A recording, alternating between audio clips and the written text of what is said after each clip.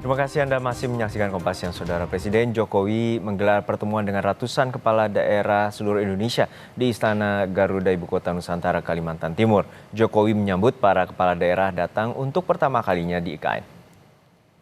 Di depan gubernur, bupati, dan wali kota serta penjabat kepala daerah, Jokowi menanyakan apa yang terlintas saat pertama kali tiba di IKN. Presiden juga mengatakan IKN merupakan proyek jangka panjang dan dilakukan bertahap. Sore nanti, Presiden dijadwalkan akan mengukuhkan calon paskibraka nasional yang akan bertugas pada acara HUT RI 17 Agustus mendatang di IKN.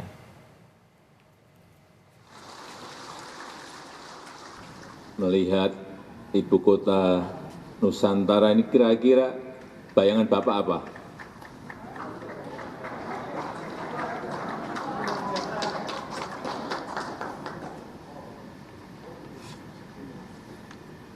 Selamat datang di ibu kota Nusantara.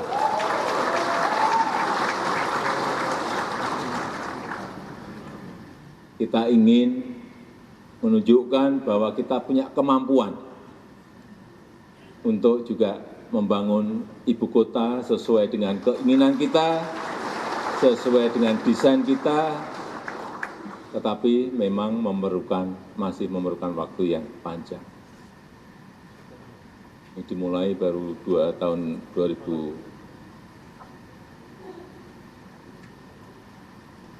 2021-22. Akan selesai kira-kira 10-15 tahun yang akan datang. Ini masih sangat panjang. Sebelumnya pada Senin siang, 38 gubernur diberangkatkan menuju ibu kota Nusantara menggunakan bus dari Stadion Batakan Balikpapan untuk mengikuti rapat koordinasi dengan Presiden Jokowi. Para gubernur diberangkatkan dengan bus yang dikhususkan untuk dukungan transportasi HUT RI di IKN. 4 gubernur sudah berada di IKN dan 4 gubernur lagi menyusul ke IKN langsung dari Bandara Sultan Haji Muhammad Sulaiman Sepinggan, Balikpapan. Sementara Bupati dan Wali Kota se-Indonesia baru akan berangkat ke IKN pada Selasa pagi. Ya, jadi dalam rangkaian peringatan Hari Ulang Tahun Kemerdekaan Republik Indonesia, Bapak Presiden mengundang seluruh kepala daerah terdiri dari 38 gubernur dan 514 bupati wali kota untuk diadakan rakor di ibu kota negara. Insya Allah rakor akan diadakan pada tanggal 13. Informasi terkini kita segera bergabung dengan jurnalis Kompas TV Dipo Nurbahagia dari IKN Kalimantan Timur. Dipo, apa saja pesan dari Presiden setelah bertemu dengan ratusan kepala daerah, terutama baru pertama kalinya mencekan kaki di IKN? Ya, sebelum menjawab pertanyaan Anda, kami akan hadirkan gambar terkini di Istana Garuda, di mana Presiden Joko Widodo baru saja meninggalkan Istana Garuda untuk kemudian melanjutkan agenda selanjutnya. Artinya, hal ini juga menjadi gambaran bahwa seluruh rangkaian Presiden yang digelar di Istana Garuda ini sudah selesai, karena pada terakhir kali tadi ataupun sekitar pukul 11 waktu Indonesia Tengah, Presiden baru saja melakukan pertemuan khusus dengan 36 gubernur dan juga 2 wakil gubernur di ruang yang sama pada saat Presiden menggelar sidang kabinet paripurna perdana pada hari kemarin di Istana Garuda, Ibu Kota Nusantara.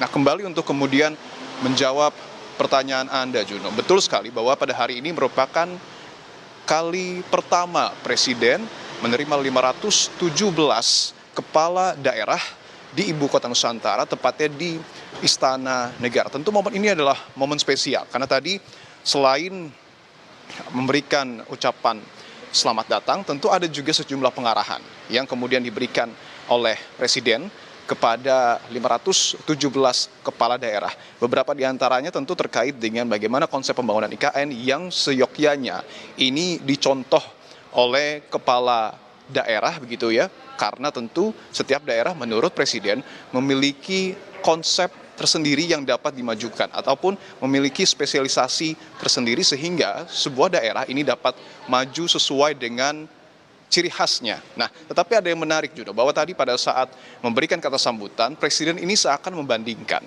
Istana Kepresidenan di IKN dengan Istana Merdeka dan juga Istana Negara di Jakarta, termasuk juga di Istana Bogor.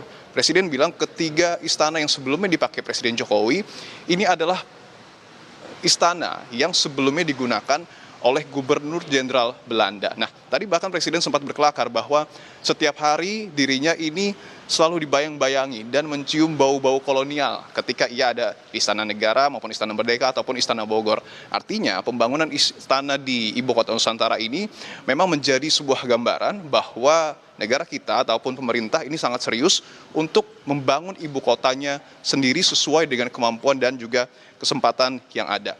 Ada juga hal menarik tadi yang disampaikan oleh Presiden, termasuk himbauannya Presiden kepada kepala daerah terkait dengan pelaksanaan pilkada serentak di bulan November mendatang. Presiden meminta bahwa kesiapan anggaran ataupun perencanaan anggaran ini harus betul-betul disiapkan, termasuk juga soal pengamanan. Karena ini adalah kali pertama pilkada dilakukan secara serentak, artinya prosesi terkait dengan pengamanan ini betul-betul harus dikoordinasikan dengan jajaran Forkopimda.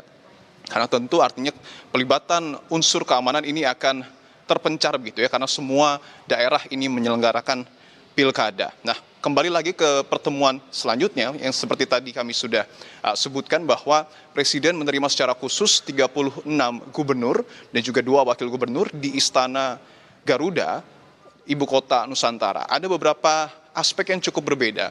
Presiden kembali mengingatkan bahwa gubernur ataupun pemerintah provinsi ini merupakan ujung tombak penyambung antara pemerintah pusat dengan pemerintah daerah. Artinya harus ada kesinambungan khususnya terkait dengan program-program kerja yang dilakukan oleh pemerintah pusat dan juga pemerintah daerah. Jangan sampai tadi kalau kita coba pinjam kata-kata Presiden, pemerintah pusat mengarah ke utara, sementara pemerintah daerah ini mengarah ke selatan. Artinya harus ada betul-betul inline ataupun arah yang sama antara pemerintah pusat dan juga pemerintah daerah terkait dengan pembangunan. Nah, tadi juga ada satu hal yang kami coba soroti bahwa Presiden meminta kepada gubernur untuk kemudian mengidentifikasi betul apa-apa saja kekurangan dan juga kelebihan dari masing-masing kabupaten maupun kota. Karena Presiden melihat ada sejumlah pemerintah daerah yang kemudian menyiapkan anggaran besar tetapi hanya untuk dibagi-bagikan demi kepentingan politik. Itu yang kemudian tadi juga sempat digarisbawahi oleh Presiden, jangan sampai hal tersebut terjadi begitu ya,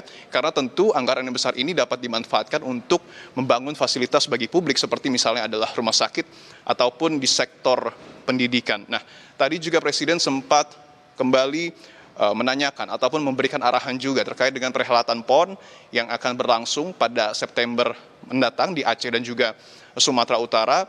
Presiden meminta bahwa kesiapannya betul-betul harus dijaga. Bahkan tadi juga sempat lagi-lagi Presiden bercanda bahwa ketika sebuah daerah ini dapat mendulang medali begitu banyak di PON nanti, itu bisa saja mempengaruhi elektabilitas dari gubernur ataupun kepala daerah setempat. Artinya hal-hal tersebut yang kemudian disampaikan oleh Presiden, ada unsur seriusnya tapi juga ada unsur bercandanya, karena tentu ini adalah hari kemerdekaan yang harus harus disambut dengan sukacita begitu ya, agar tentu momen ini juga menjadi momen bersejarah tidak hanya bagi pemerintah pusat tetapi juga bagi seluruh masyarakat. Nah, kami kabarkan juga bahwa nanti sekitar pukul 15.00 waktu Indonesia Tengah, Presiden juga dikabarkan akan melakukan pengukuhan paskibraka. Ini juga momen bersejarah karena untuk pertama kalinya Presiden melakukan pengukuhan paskibraka di IKN, menjadi sejarah juga bagi para siswa dan siswi yang kemudian nanti terpilih menjadi paskibraka untuk kemudian nanti pada 17 Agustus mendatang